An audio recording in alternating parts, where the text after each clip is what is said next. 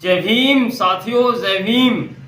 और साथियों, जय भीम कहना भी तो इसलिए ज़रूरी होता है क्योंकि इस देश की जो 85% आबादी है, जिसको SC ST OBC कहा जाता है, जिसमें OBC समाज के और खासकर SC समाज के बहुत सारे लोग नहीं जानते कि बाबा साहब ने हमारे लिए क्या करा। बाबा साहब ने हमारे लिए साथियों आज़ादी, बाबा साहब का संविधान ही देता है हम लोगों को, जो थोड़े बहुत आज हम बचे हैं, वरना लोग हमको कहाँ जीने देते हैं यहाँ, मनुवादी किस्म के लोग। तो साथियों, मोदी जी की सरकार यानी अच्छे वादों पर आई थी। मोदी जी कहते थे अच्छे दिन आएंगे, राम राज आएगा, भ्रष्टाचार मिटाएंगे, ऐसी अन्य को कहा नहीं। हमने इस देश में सुनी, आपने भी सुनी होंगी। मगर आज मैं उसी का यानी उसी विषय पर एक कविता सुना रहा हूँ आपको, इसको ज़रूर सुनना अगर आप SC ST OBC हैं तो।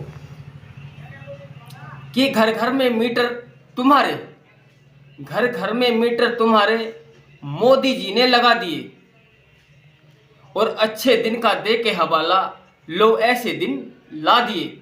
कि साथियों, मोदी जी कहते थे कि हमारी सरकार आएगी तो अच्छे दिन लाएंगे, और ऐसे अच्छे दिन आए कि जहां साथियों घर घर में मीटर लगा दिए, यानी फ्री में बिजली किसी को भी नहीं जलाने देंगे, चाहे कितना भी गरीब है, चाहे कितना भी अमीर है।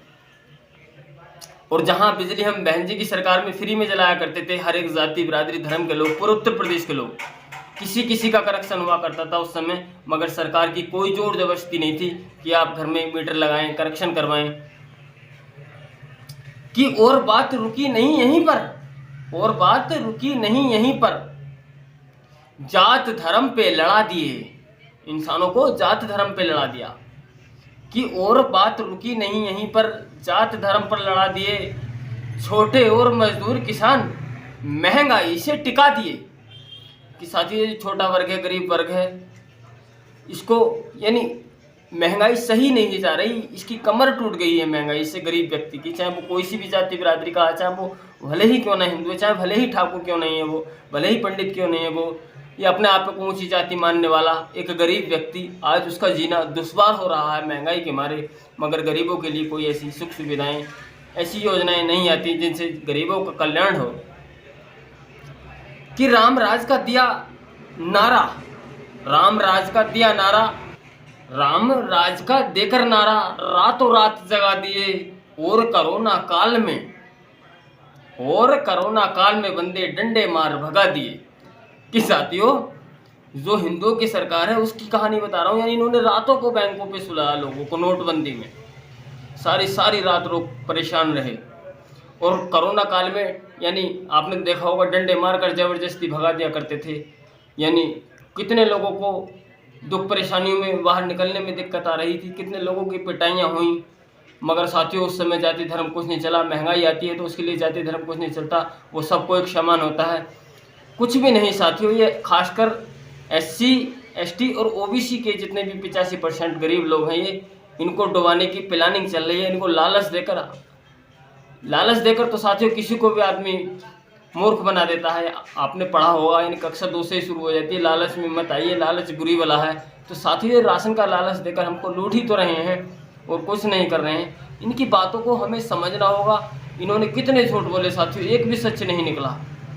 और बहन जी ने आज तक कभी झूठ का सहारा नहीं दिया, कभी लोगों को मूर्ख बनाने की बात नहीं की, कभी लोगों को मरवाने कटवाने का काम नहीं किया, कभी अच्छे दिन का वादा नहीं किया, फिर भी अच्छे दिन उनकी सरकार में आए। तो साथियों, हम लोगों को क्या मिलता है जातिवाद में? हमारा, जिससे हमारे समाज का, हमारे देश का, हमारे प्रदेश का नुकसान होता है। ऐसी सरकार हमको बदल देनी चाहिए और जातिवाद से निकलकर हमें बसपा की सरकार बना देनी चाहिए।